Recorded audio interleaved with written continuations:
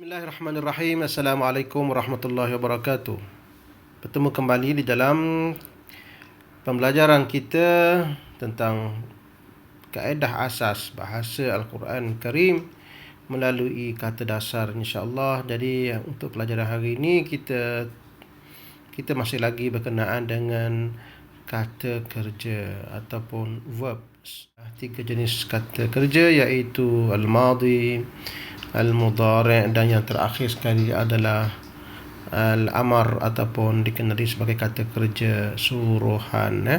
Jadi sebagaimana yang kita pelajari dalam pelajaran yang lepas sebagai ulang kaji secara semitah lalu, insya-Allah, kata kerja amar ini adalah sebahagian daripada kata kerja mudhari'. Ia adalah sebahagian daripada mudhari'. Cuma dia tak boleh pakai nama mudhari'. Sebab apa? Sebab dia tidak mempunyai simbol mudhari'. Tapi bentuk-bentuk ataupun sekutu-sekutu lain, baris dan sebagainya, dia masih lagi meniru fi'il mudhari'. Contohnya yufa'ilu, maka dia punya fi'il amalnya fa'il, dia akan ikut sound fi'il mudhari', cuma kehilangan ya sahaja. Kalau contohnya yufa'ilu, dia akan menjadi fa'il, dimatikan akhir dan dibuang tanda mudhari'. Yafta'ilu, ifta'il, yanfa'ilu akan jadi infa'il, dan yatafa'alu, tafa'al, dia akan ikut baris mudhari' dia. Yatafa'alu, tafa'al, yastaf'ilu, istaf'il. Itu adalah acuan-acuan asas bagi kata kerja amar ataupun suruhan ini. Untuk pengetahuan kita, bagi wazan nombor 1 dan 2 ini kita kena bagi perhatian sikit, ya. Untuk wazan nombor 1, di mana fi'il mudhari'nya yaf'alu contohnya jatuh dalam acuan yaf'alu, maka fi'il amarnya hanya dibuang ya, maka tinggallah fa itu jadi sukun, jadi mati. Jadi tak boleh sebut, jadi terpaksa kita tambah dengan hamzah wasal. Jadi yaf'alu fi'il amarnya if'al. Contohnya ya'malu, maka fi'il amarnya menjadi i'mal. Maka hamzah wasal ini boleh kita langgar sekiranya ada perkataan ataupun baris perkataan sebelum ni yang kuat, sepertinya waw, waf'al, ataupun fa'al contohnya, fa'mal, maka boleh kita terus melanggar hamzah wasal ini.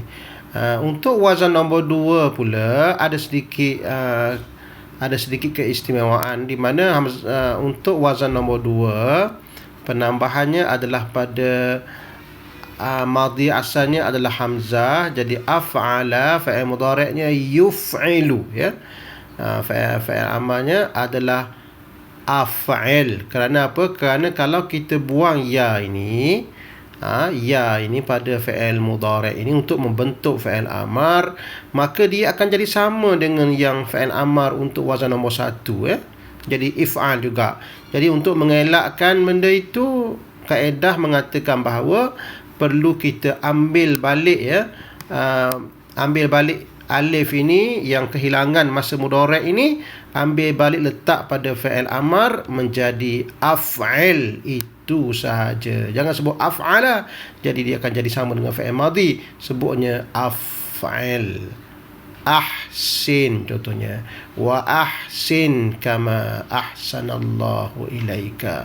Ahsin fi'il amar, ahsana fi'il madhi, itu sahaja. Yang lain-lain itu hanya kita cabut tanda mudhari' dan kita matikan yang akhir, maka bentuklah kata kerja amar, insya-Allah. Itu saja untuk pengetahuan kita, dan hari ini kita ada beberapa perkara teknikal yang perlu kita ketahui dan wajib kita ketahui berkenaan dengan kata kerja amar ini.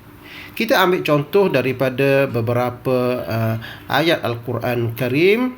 Bismillahirrahmanirrahim, daripada surah Al-Kawthar. Yang pertama, kata kerja amar jatuh pada perkataan salli, salli, fa ni tak masuk, salli. Yang kedua jatuh pada perkataan wanhar. Ini inhar asalnya, tapi waw ni sebutnya inhar. Dua kata kerja ini merupakan kata kerja suruhan ataupun amar. Baik, kita pergi satu-satu. InsyaAllah kita mulakan dengan perkataan ataupun kata kerja salli. Bagaimana ia menjadi fa'il amar?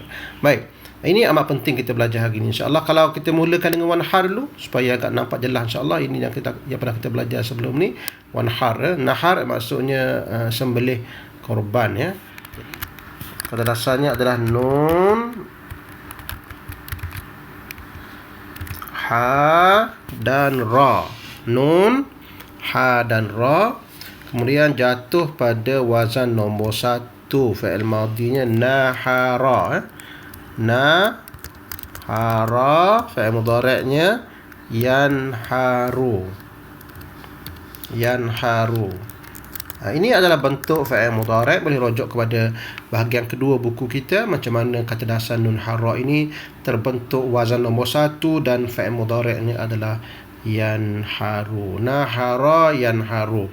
Untuk membentuk fa'il amar, maka dia dibentuk daripada fa'il mudhari' ini, iaitu dengan cara kita melakukan sedikit perubahan pada fa'il mudhari', iaitu yang pertama, cara pertama ialah kita menanggalkan tanda mudhari' iaitu ya, dan akhir sekali kita matikan huruf di akhir pada fa'il mudhari' itu. Maka terbentuklah perkataan tak boleh baca, maka perlu kita bantuan dengan hamzah. Jadi bacaannya ialah inhar. Manakala dalam ayat itu wanhar, sebab ada waw yang lebih kuat lagi baginya, sebut terus pada nun, iaitu wanhar, bermaksud engkau sembelih korbanlah. Baik, itu dia asal perkataan inhar di dalam surah Al-Kawthar itu, iaitu fi'lul amr, iaitu kata kerja yang berbentuk suruhan. Baik, itu perkataan nombor 2, fasalli. Fasalli ini, fa ini adalah maka perkataannya hanyalah sa' dan lam sahaja. Sa' dan lam sahaja. Sebagaimana yang kita belajar dalam bab-bab yang lepas, bahawa sekiranya perkataan itu hanya ada sa' dan lam sahaja, maka ada sesuatu yang tertinggal, iaitu namanya huruf illah. Kata dasar bagi perkataan ini ialah sad, ingat ya insyaAllah, lam dan waw. Dan jika sekiranya sa', lam dan waw ini kita jatuhkan ia pada wazan nombor 3 yang memerlukan kita letak sabdu di tengah ini, maka dia akan menjadi seperti ini fi'il madinya, sad, lam dan ya, macam ni Shalla. Ini dia perkataannya, shalla. Dan fi'il mudhari'nya dia akan jadi yusalli. Kita tak akan bariskan huruf illah di akhir itu, jadi yusalli. Yusalli.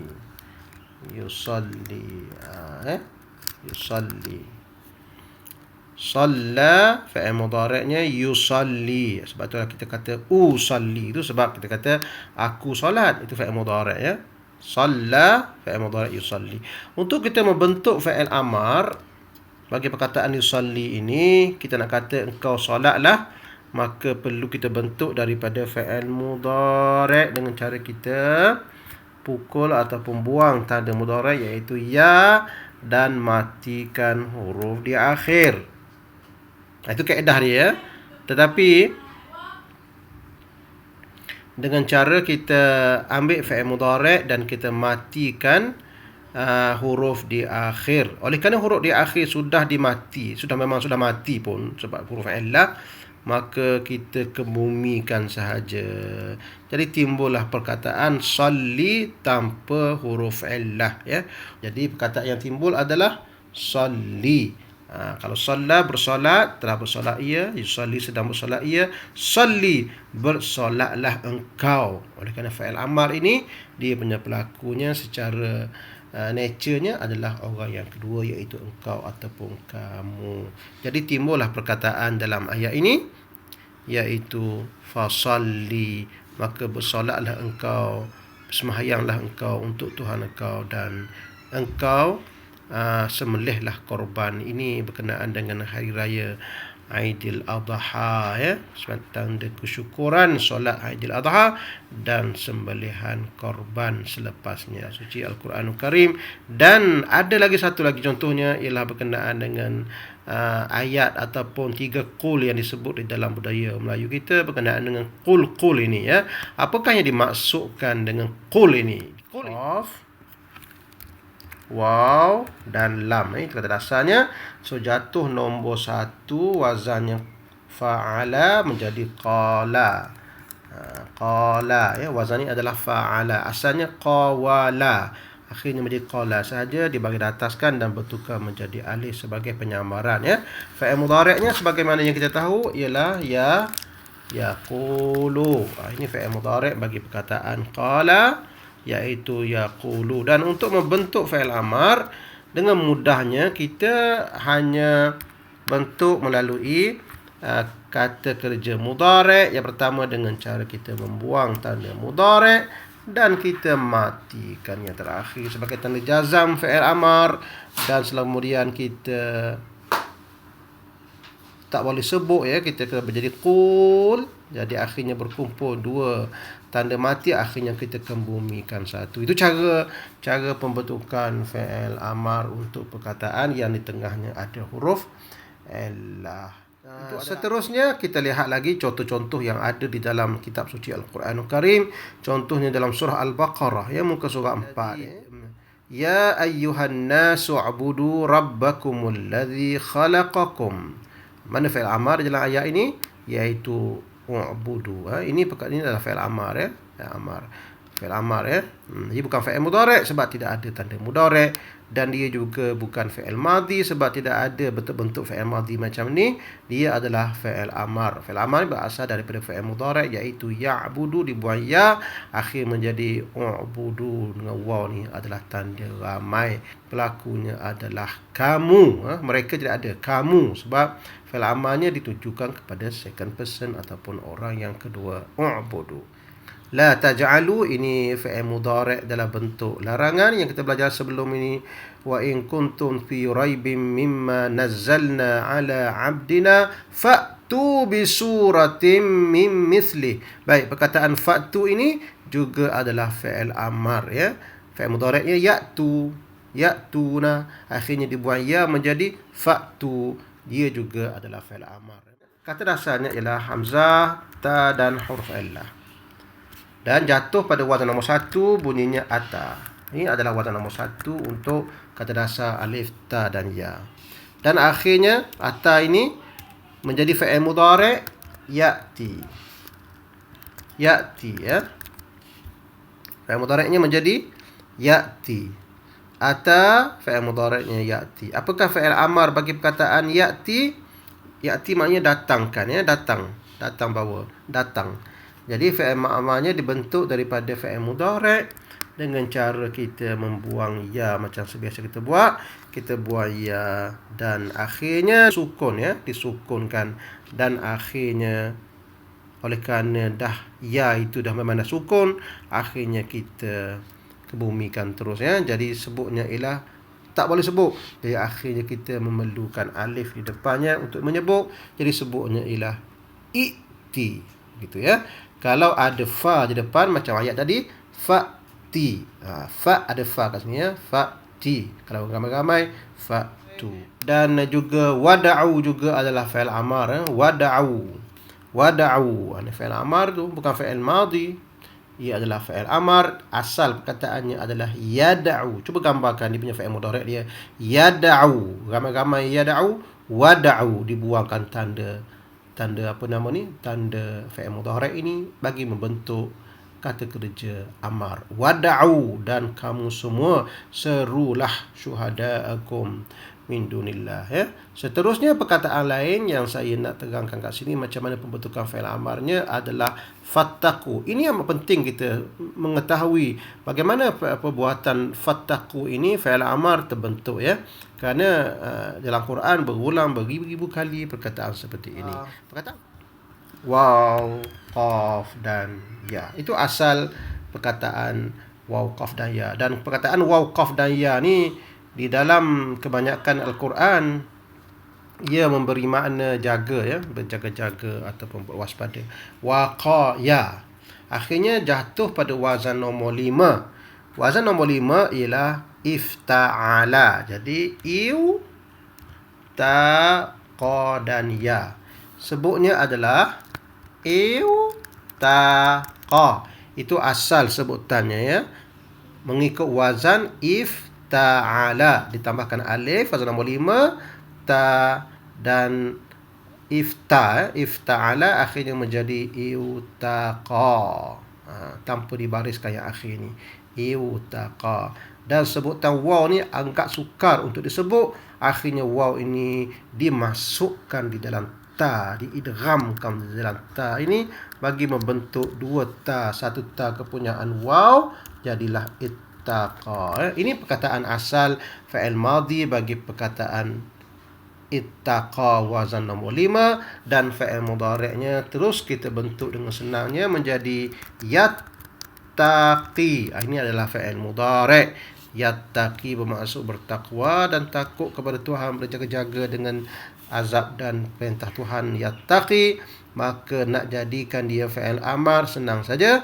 Caranya kita ambil daripada fa'il mudhari', kemudian kita cabutkan dia punya tanda mudhari', ya. Dan akhir sekali kita matikan yang akhir, sukunkan huruf akhir.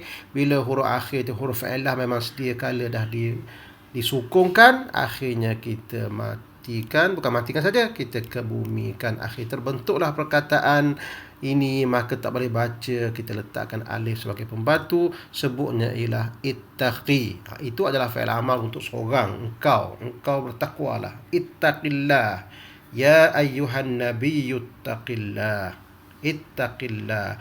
Dan sekiranya perkataan itu hendak ditujukan kepada ramai, maka diletakkan waw sebagai tanda ramai. Itu kamu, maka tanda waw itu akan digabungkan menjadi ittaqu. Itulah asal perkataan ittaqu itu. Jadi